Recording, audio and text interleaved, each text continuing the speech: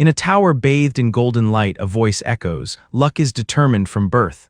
Two figures stand in the glow. The baddie throws out a bold challenge. "Let's make a bet." The stakes, brutal. The unfortunate will always remain unfortunate. A digital blue display pops up, luck minus 9,999. The rules are set, 99 shots at good fortune with just one box hiding a calamity. The girl dares him to test his luck. Our boy, the main character, just stands there like, "Why did I end up like this?" Bros seriously pondering life's cruelty. Then boom, scene change. A fire truck crashes into the hospital the moment he's born. Deadass, that's his origin story. From day one, elementary, middle, high school, man was cursed. Fevers right before exams, bad omens nonstop. 20 years of fortune-telling papers, all said bad luck. Every single one. Field trips, ruined. Vacations, drenched in rain. Dude got nicknamed the god of pestilence. Even when dungeons popped into the world, nothing changed. Fast forward, Frank Hunter Fuku, our boy, walks casually down the street. Some hunters pull up. "Oh right, Seiji-san," Fuku says. Seiji's like, "What is it?" C-rank Seiji goes, "The group fund, I'm thinking of doubling it this week." Fuku's like, "Huh." But out of nowhere, Seiji just stares and hits him with, "Don't tell me. You can't pay. You're not gonna say that, right?" Man guilt-tripped him hard. A group that accepts even a god of pestilence is rare, apparently. Fuku, trembling, hands over the cash. Seiji snatches it and dips. They all just leave. Fuku stands there, stunned, eyes wide. Seiji's final words echo, "We'll be working separately." Translation, Fuku's on fundraising duty solo. They call it a group fund, but it's basically just a tax on his life. Scene shifts again. Our boy's out in the rain, soaked to the bone, but deadass unyielding. They call him useless, yet here he is, carrying the team. Cut to home, he's praying, then a candle falls, boom, house on fire, bad luck strikes again. Next, he's at the Dungeon Hunters Guild. Girl at the counter asks, "Alone again?" He nods. "Yeah." Hunters nearby start whispering. "That guy, if you get too close, someone dies." Approaching him, not a joke, a storm brews overhead, lightning everywhere. Our boy walks up to the goblin cave like it's another Tuesday. He's been here before. Alone, always alone. A worker goes, "Let's seal the place just in case." Sign goes up, "No entry," not for his safety, just protocol. Someone asks if any hunters are still inside. "Nope, impossible. It's the annual Goblin Festival." Translation. Guaranteed death, everyone knows. The dungeon is sealed. Inside, everything's weirdly quiet. Our MC senses something's off. He reassures himself, "If it's goblins, I can handle it." But then eyes, glowing yellow eyes in the dark, sending chills down his spine. "What is that?" he mutters. Suddenly goblins, dozens, charging our boys like, "That's a goblin, right? What is going on?" He starts running. Up above, a girl watches, curious. He runs, loses his backpack, cornered at a cliff. A dead end, he's panicking. "No choice, I'll fight here." He draws his weapon, crack, it shatters. "It broke." Goblins close in, claws out. Our boy's scared stiff, gripping the broken blade. Then the ground collapses, he's falling.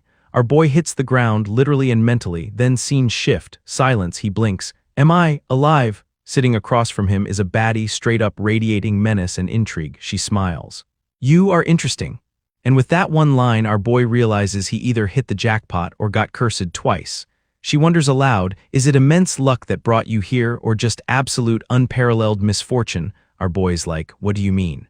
Who even are you?" She stares him down. Confident, calm, "Me, I'm," dramatic pause, "the god of luck, ayo." The air around her starts pulsing with glowing symbols. Chests sparkle into existence. Magic literally flexes off her. She stands there divine AF, surrounded by glowing cosmic loot boxes. Our boy, bro, seems shocked. "You have good luck, huh?" she teases. Then she gestures grandly at the 100 chests. "Here 99 lucks and 1 calamity. If luck's on your side, you might just upgrade from miserable to mildly tolerable." She's pushing him to gamble. "Come on. It's a game of chance." Our boy looks like he's seen death, or maybe he's just appreciating the view from below. Either way, he's not okay. Then she leans in, smiling with pure chaos in her eyes. "Don't be so afraid, lucky adventurer." She says he's earned a reward, but nah, she won't hand it over. Where's the fun in that? "As a proper god of luck," she grins, "I propose a bet. 1 calamity, 99 wins. Statistically, you're fine if you're average." But she ain't taking no for an answer. "Choose." If he refuses, he's stuck in her dungeon forever. She shrugs like it's no big deal. "Honestly, I don't really care." Our boy's like, "Bruh, I've never been lucky," but somehow he picks a chest. And guess what? Of course it's the one, the calamity. Flames, purple and black, erupt, swirling around him. The girl just watches, fascinated. Oh wow, I can't believe you actually, 1 in 100, and you hit it. I got to see something really interesting. Our boy lies there, consumed by the aura, digital screens blink to life. A notification flashes, catastrophic skill acquired, great inversion. This thing, it flips everything. Every skill, every point, every gain reversed. The worst debuff in the history of existence. What's happening to me? He cries out. And the annoying-ass goddess, she just smirks. If you're gonna hate someone, curse your own lack of luck. Then she adds, if you worship me, maybe I'll give you another shot. But before he can even react, chaos explodes again. Water and light surge from nowhere. A whole torrent floods the area. He's dragged into it along with the goddess herself. Even she's struggling now. The water swallows them both, our boy flailing. Did a hot spring just erupt? Through the chaos, a thought hits him. In the end, I'm just a loser, huh? Then something changes. Glowing yellow numbers appear in the air, ticking upward like crazy. Our boy washes up next to a steaming pool, gasping for breath, soaked, bruised, but alive. I can't believe a hot spring actually burst out. Then it hits him. Wait, something was wrong with the goblins. He turns and yeah, they're back. And they're different, more aggressive, more organized, and then she shows up. The Goblin Queen, towering, terrifying, and eyeing him like a prize. Our boy puts it together. Once a year, goblins hunt for a mate for the queen. And today. Yeah, it's that day. Let's all take a minute of silence. I wouldn't wish this fate on my worst enemy. The goblins advance, faster, louder, and with way more confidence than any goblin should have. Our boy, he does the only thing he can. He runs, trips, falls flat. Panicking, he grabs the nearest rock and hurls it. Yeah, the goblins don't even blink. They just stare at the pebble like, was that it? Bros cooked. But then somehow pure dumb luck activates. The rock bounces. Hits another rock. That one knocks loose a chunk of stone, which hits a bigger one, which hits an even bigger one. And then boom. A massive boulder falls and crushes a goblin flat. Our boy's jaw drops. Silence. Then crack. More rocks fall. The entire cave starts rumbling. Our boy looks up. Oh no, this is bad. The ceiling collapses in a chain reaction. Flaming red light, debris flying. One by one, goblins get wiped out in the chaos. And our boy, still standing there like a deer in headlights.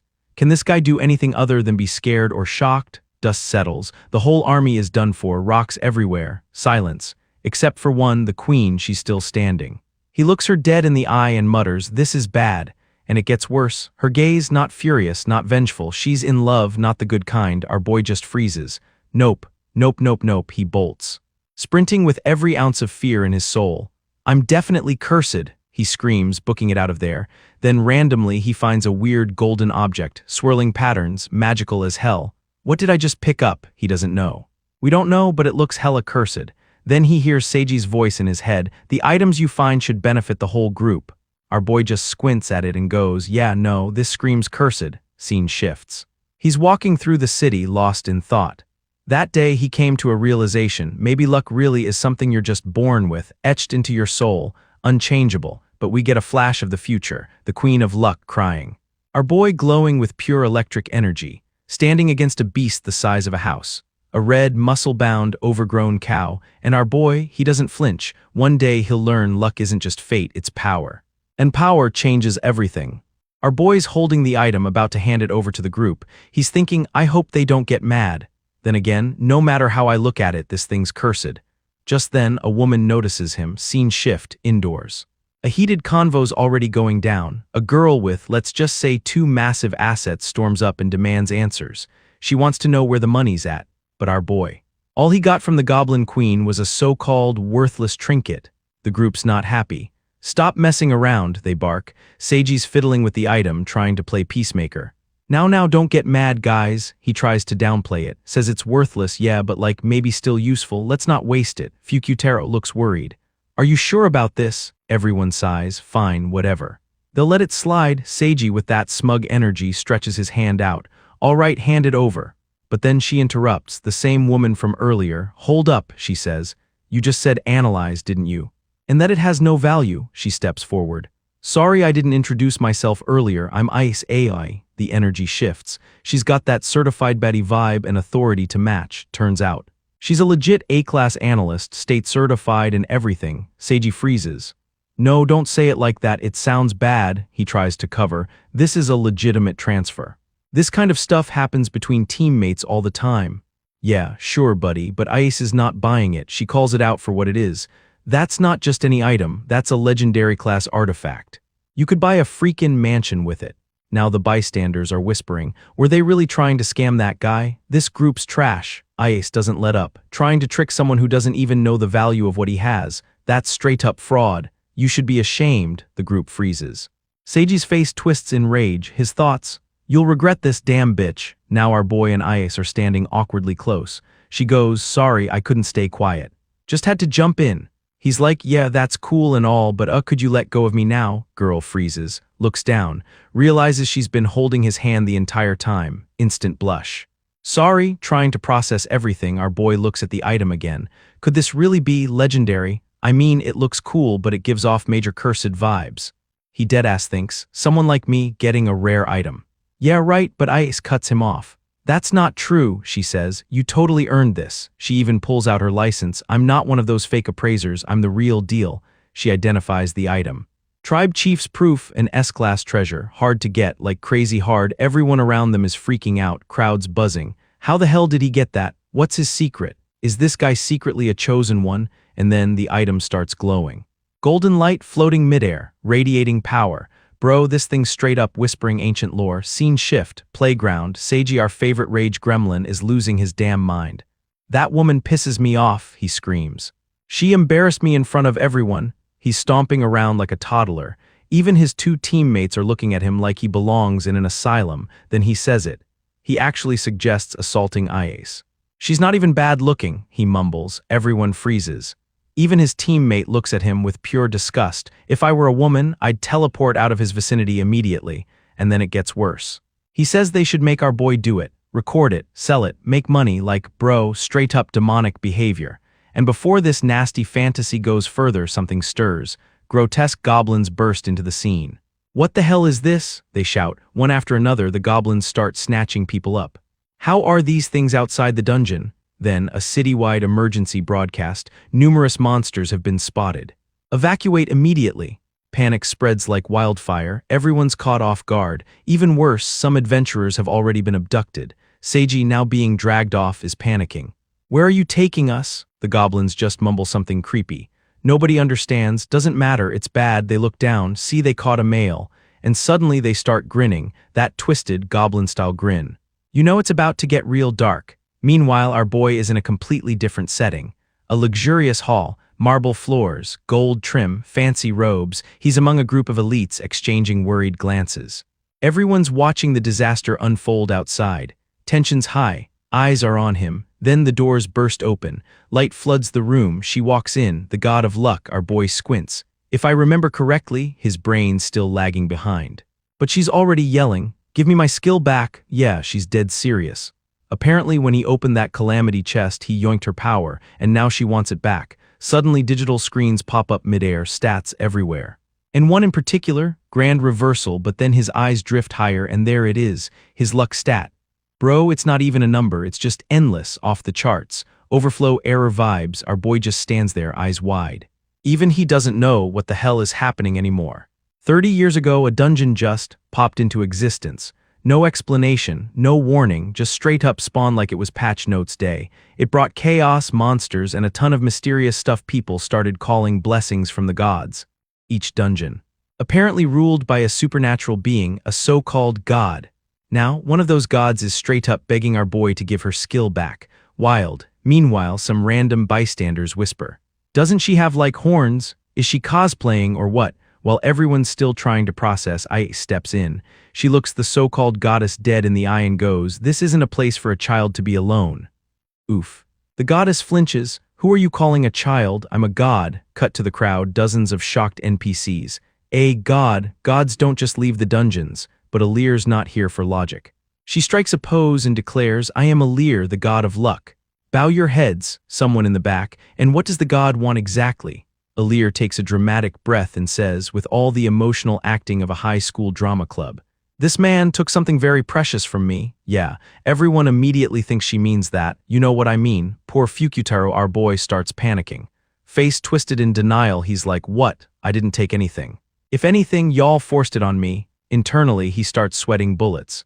Wait, does she mean that cursed skill? Disaster, the grand reversal one. Then scene jump. The goddess confirms it, and she's not playing anymore. Give it to me already? Ice looks shook. Our boy's like, even if I wanted to, how? But Alir doesn't care. She's done explaining. She says 2 words, divine gamble. The moment she says it, the air itself starts glowing. Everyone's just staring, eyes wide, jaws dropped. You could feel the intensity through the screen. So what's this divine gamble thing? Well, it lets her turn anything into a bet. Stats, skills, money, looks, you name it, it's fair game. Hell, she can even gamble someone's life. And now she wants her grand reversal back. Voice booming, eyes blazing, she demands it. Our boy? Yeah, he's forced to take part. Fast forward 2 hours. The goddess is now laying on the ground under the sun, completely naked. Our boy and Ice standing nearby, both looking mad uncomfortable. And listen, don't ask what happened. Because I don't think they just gambled. Turns out, the goddess lost 100 times in a row. She's curled up in defeat. And honestly, I don't even know if this part's gonna make it past YouTube's content filter. Trying to salvage the moment, our boy goes, at least let me give you back the dungeon management rights. It'd be an honor, but she just screeches, shut up, one more bet. Sis has nothing left. But she's running on pure pride. 100 Ls, no problem, just win the 100 first, easy. She lunges at him. Ice is watching all this like, how is this even happening? Isn't it just a dice game? And why the hell is the god of luck losing every time? Goddess takes another L. Ice can't take it anymore. She turns to our boy, can I see your stats for a second? He shrugs. Sure, I guess. She reaches out, the air goes still. Then, what is this? Ice's face goes pale, she's stunned. His luck stat is absolutely cracked, like the kind of number you'd think is a dev console glitch. Our boy stammers, what's so weird about it? He feels a little guilty. Sorry I was born, Ice's jaw drops. This is way too high, I've never seen anything like this. But our boy just stands there, still in disbelief, because his whole life he's been unlucky. Cut to a flashback. People whispering about how he survived a disaster when no one else did. Him, alone in the ruins, thinking, good thing it wasn't my house. At one point, he even called himself a misfortune god, believing he only brought bad luck to others. His own party once said he knows he's being used, but he's too scared to lose the only place where he belongs. Our boy had to just sit there and hear all of that. Then, he walks into the room like nothing happened. Hey, welcome back, Fukutaro-kun. They immediately ask how his luck was today. Yikes, back in the present, our boy thinks this has to be a mistake. He reflects, I average 9 accidents a year. Bruh, but now the impossible's happening. Grand reversal might have flipped his entire existence. Misfortune turned into a completely busted ability. The stats were so low, they looped around and became divine. Even after all that, our boy still can't process it. So yeah, turns out grand reversal flips more than stats. It literally turns misfortune into straight-up divine favor. Everything that should have gone wrong becomes a chaotic W our boy's still processing. Meanwhile, the goddess, still salty from 100 Ls in a row, just goes, can I at least get my clothes back? She gets dressed, sulking, then points out the obvious. The fact that our boy even survived this long, a statistical miracle. Normally, when your luck stat is that low, you just die, but him, he kept failing, kept living. Somehow that became his power, scene shift, back to the real world. Seiji bursts into the facility, looking like he just fought a bear and lost. Fukutaro stands calmly, watching this man-child rage his way into the room. Seiji screams, don't play dumb, he's pissed. He thinks our boy used the clan chief emblem against him, which honestly is kinda true. The best you could have done, Seiji snarls, was stay still and serve as my power source, damn you. Then he activates its skill. Knife throwing, he goes for a kill shot. Our boy jumps, watch out, trying to protect his 2 waifus like a true protagonist. But the knife, it bounces off the goblin emblem strapped to his back pouch. Then ping, pang, crack. It ricochets upward and slices through the massive chandelier overhead. Crash. The whole thing comes down, glass shattering, dust flying, impact brutal, right on top of Seiji, finishing him off just like that. Our boy just stands there completely horrified. Meanwhile, the goddess walks over, deadpan expression, and goes, look closely, human. This is the power of luck. 2 types of luck collide. The goddess explains, bad luck attracts disaster, while good luck deflects it like some kind of divine Uno reverse card. So when Seiji launched his rage-fueled knife toss earlier, it was doomed from the start. Malice can't beat overwhelming luck. That thing ricocheted like a boomerang straight back to sender. Scene shift. Our boy? Yeah, he's not listening to any of that. Bro's currently stuck inside a ball of feathers. Why? No clue. Ice is trying to make sense of it. They were all blue birds, right? The goddess just brushes it off. Anyway, now you're a totally deranged luck monster. Apparently, if he digs into the ground, it'll be oil or gold. Luck has entered God mode, then she softens a bit. Well, however it happened, that skill's yours now, she says. You better take good care of it. Our boy, in shock, I still can't fully believe it, but thank you, really, honestly. Bro deserves it after the hell he's been through, the goddess flusters. Well, consider it a blessing from the god of luck and treasure it, okay? Suddenly, Ice gets a call. She mutters, Alir-sama. She's literally standing right in front of me, but while our boy and the goddess are still in celebration mode, Ice grabs her from behind like, yeah, nah, congrats, but we've got a problem. She holds up the message. Regarding your gambling habits, multiple complaints have been filed. The goddess blinks. I don't know what you're talking about. Ice isn't buying it for a second. Don't play dumb. Turns out, Alir's been recruiting people into her little faith cult by slapping them with a cursed skill and saying, if you don't join, I won't give your blessing back. Straight up religious extortion. Ice loses it. What kind of nerve does it take to recruit followers like that with cursed magic? Alir tries to explain. Well, I didn't force them, I just gave them a choice. Join or suffer. Girl, that's not a choice, that's a threat. Then we find out being a god, it's basically a popularity contest. A god's rank depends on how many followers they've got. And Alir, she's currently ranked 71st out of 72. Ice asks, so what happens if you lose your divinity? The goddess just looks down and whispers, I can't say it out loud, oh. Suddenly the mood shifts. Ice and our boy feel bad. They realize she's kinda pathetic. So in true soft protag fashion, they decide, let's help her climb the divine rankings. So they agree to help Alir-sama rise in divine rankings. The plan, raise her prestige with pure strength. Next stop, the Great Iron Labyrinth. This ain't no goblin cave, we're talking an A-rank dungeon. Unbeaten for 3 years, internationally feared, survival rate 30%, entry requirement. C-rank minimum, our boy? Yeah, he's F-rank, literal dungeon fodder, but Ice reassures him. She's got a B-rank license, so it's fine. Still, as they approach, Fukutaro flashes back to all the times he's been exploited. Used. Looked down on for being the unlucky one. Then, Fukutaro-san, what are you doing just standing there like an idiot? Come on.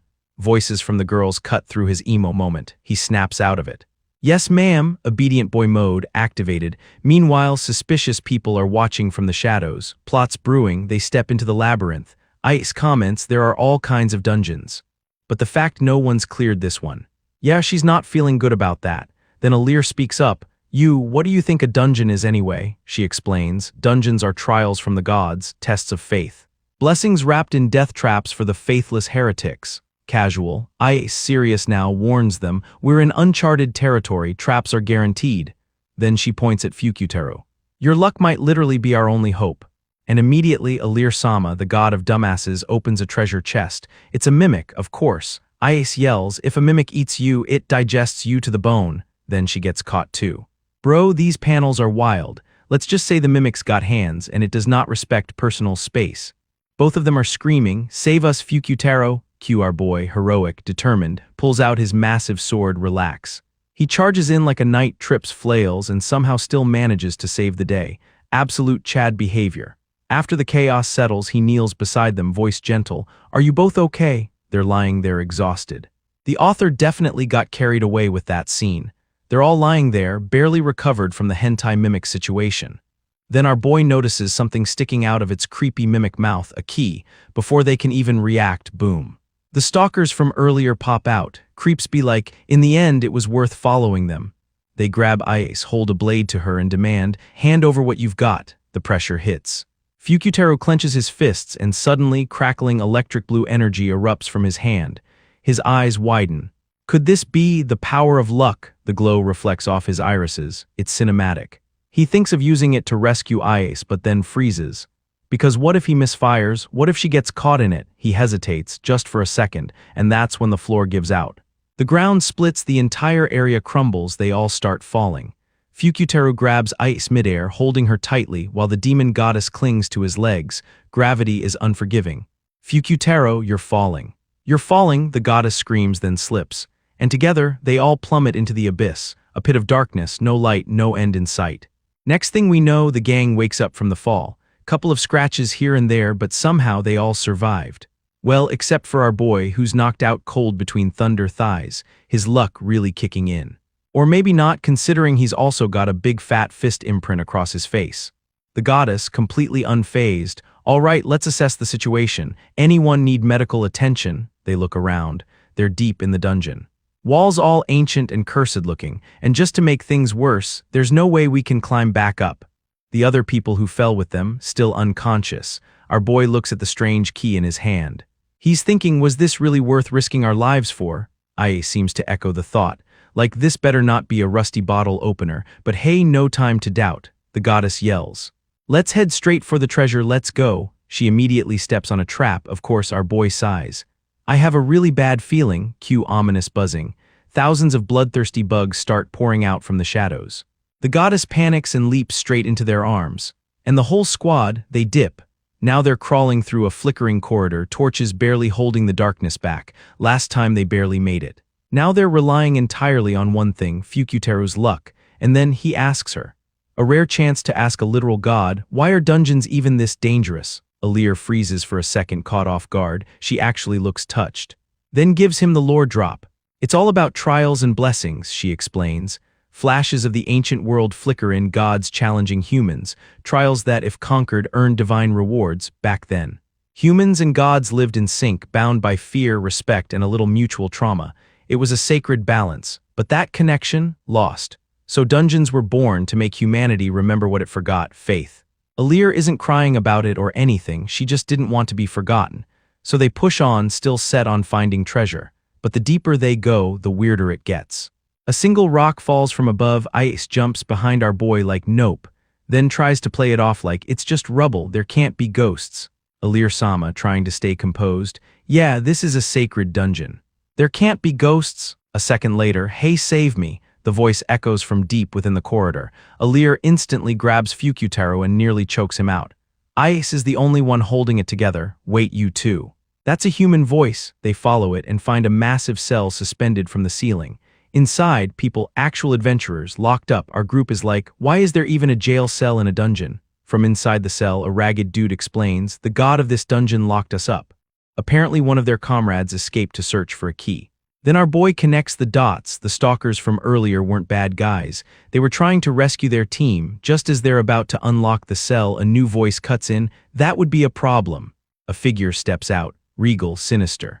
Smug Vaya, great god administrator of the Iron Labyrinth, god of the path, rank 45. Alir recognizes her and immediately calls her out.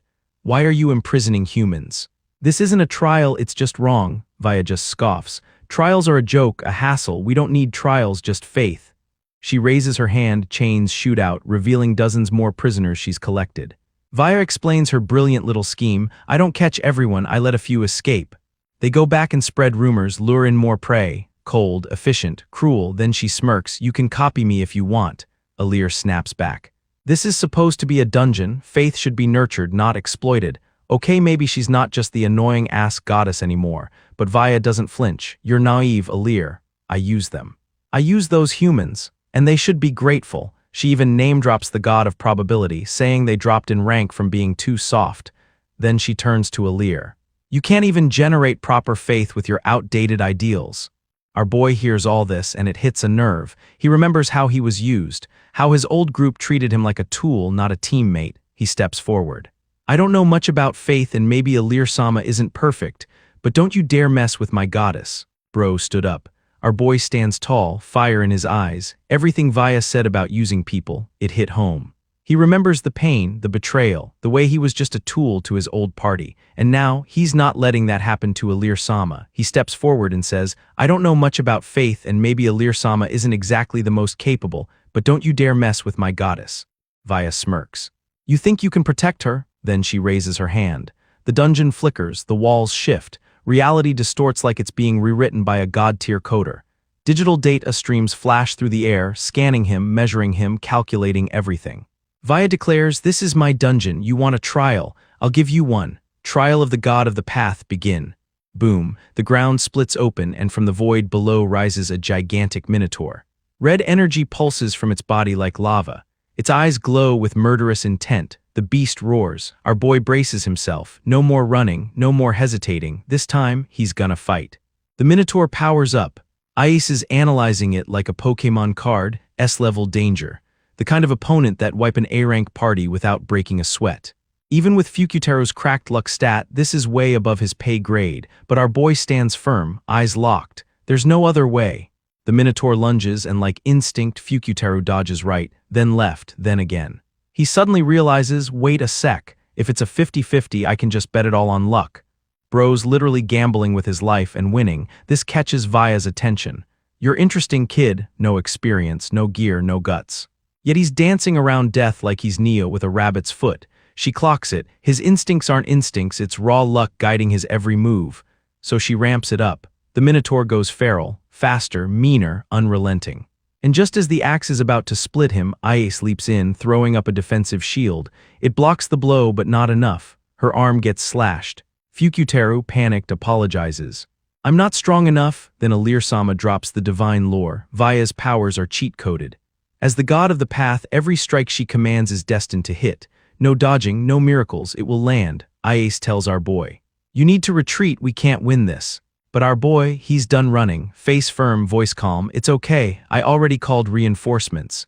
Bro walks toward the enemy with pure anime confidence. 2 shield goblins pop in, summoned by the tribal chief's emblem. They tank the Minotaur's twin blazing axe strike like champs. Then assassin goblins drop from the ceiling, flanking Vaya. It's chaos. But the Minotaur tears through them like wet tissue. Vaya, completely unfazed, even compliments the tactic, numerical superiority, not bad. But then drops the coldest line. In an age of military tech, upgrading individuals is more efficient.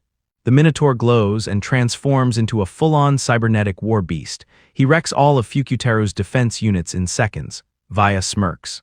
She's entertained now. You're fun, wanna join me instead? She offers a deal. Keep doing what you're doing, just switch your loyalty. Worship her instead of Alir, she'll even spare Alir's life. If not, everyone dies.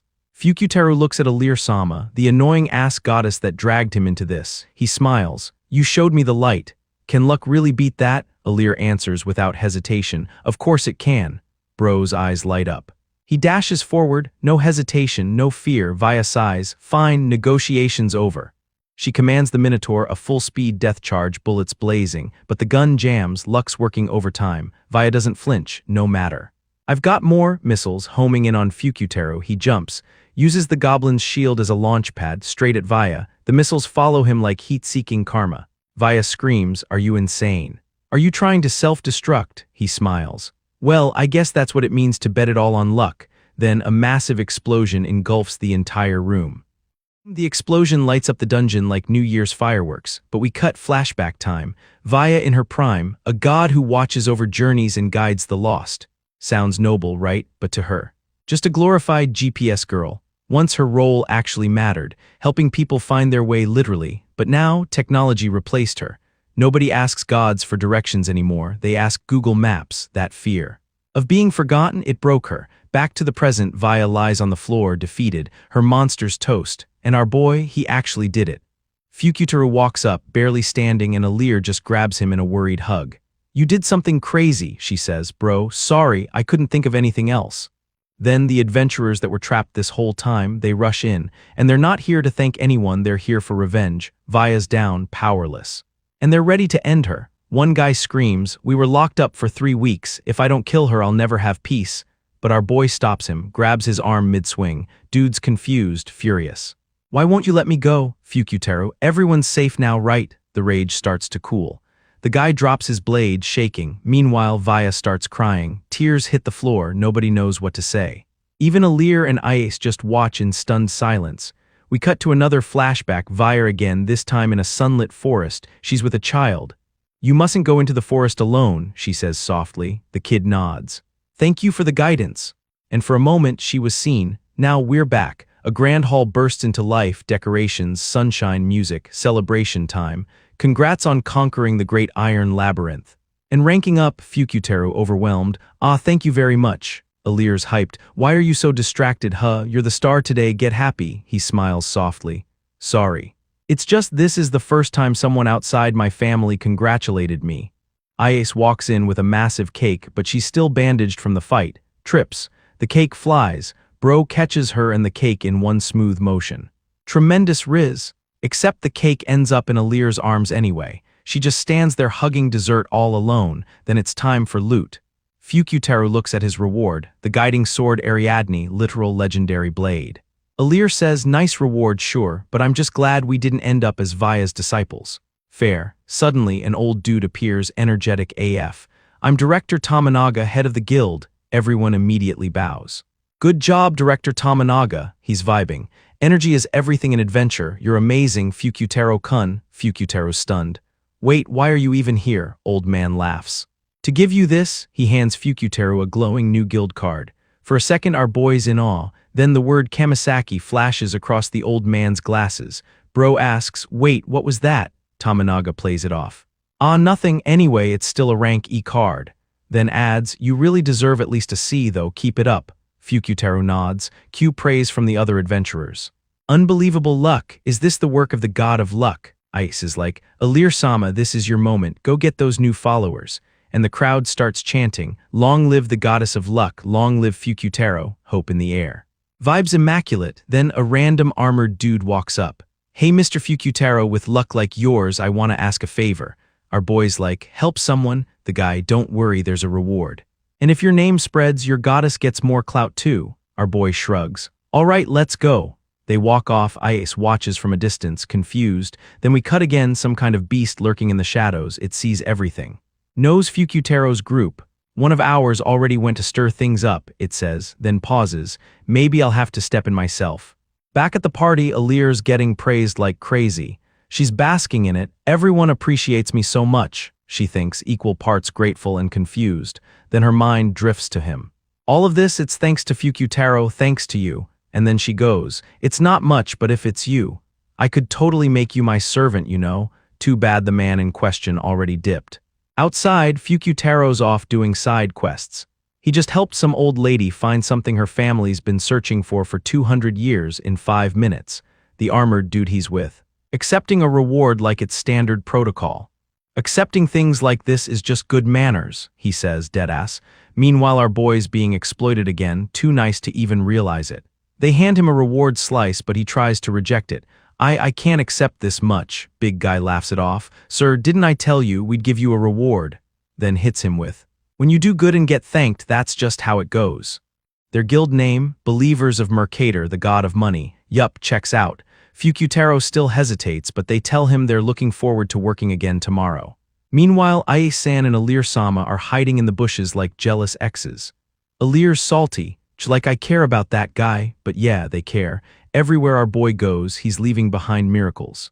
Contracts closed, stock prices soaring, viral clout exploding. All thanks to Fuku-chan, they say. They're printing so much cash they don't even know how to spend it anymore. Golden-armored bros treating him like their lucky charm. Alir-sama watching from the shadows, losing her mind. This dude is my servant. Then comes the next quest. A little girl shows up, crying her pet's been missing for 3 days. The big guy listens, looks sympathetic. Oh no, poor thing, then follows up with, so how much can you pay? Bruh, she freezes. I don't have any money, our boy's like, we don't need payment. If someone's in trouble, we help. But his squad, nah, the mister's luck is a valuable asset, not something we give out for free. They literally throw the girl to the ground. Don't be spoiled, they say. This is a job, no money. Go home, Fukutaro knows this ain't right, but man's either still concussed from that boss explosion or just spineless. Ice is done watching. She steps out and slaps the guy to the moon. Dude crashes to the ground and Fukutaro just flinches like a squirrel. Ice snaps, making money is fine, but putting a price on kindness, you should be ashamed. The armored dude's furious. You dare oppose the followers of the god of money? Fukutaro finally finds a brain cell, returns the cash, tells them he's out.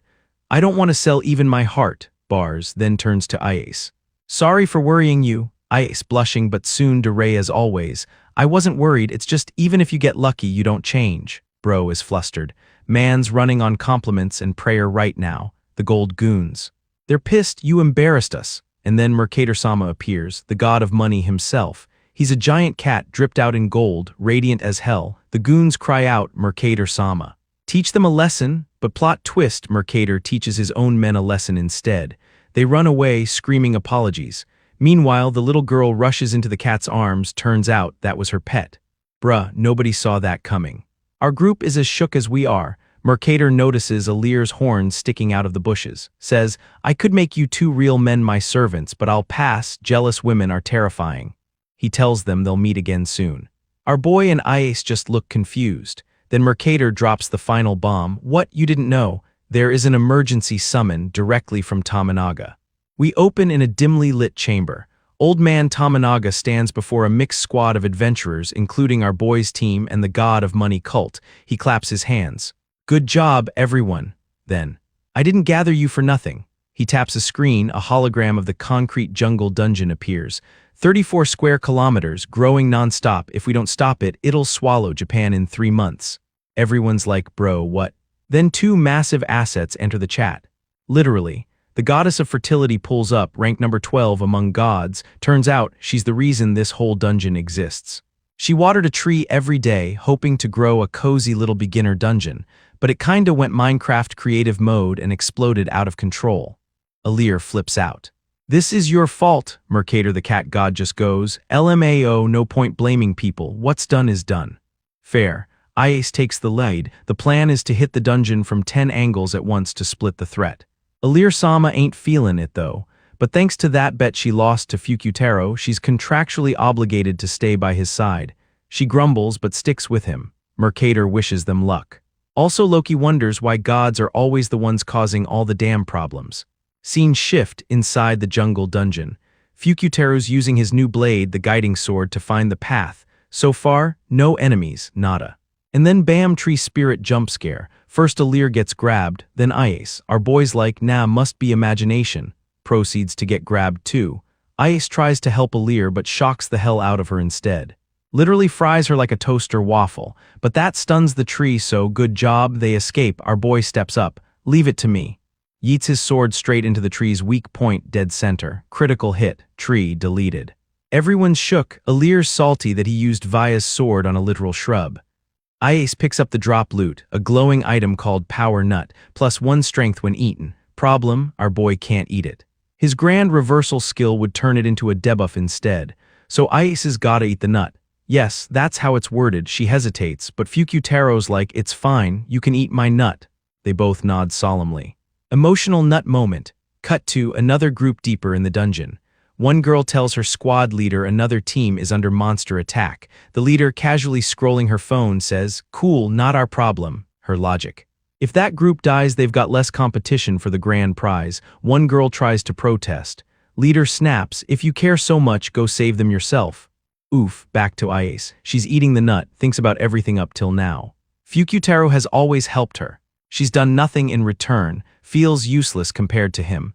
They continue deeper into the forest, unaware they're being watched by the gold bros from earlier. Meanwhile, something weird is happening inside Ice. And no, that's not just a bad phrasing. Or maybe it is.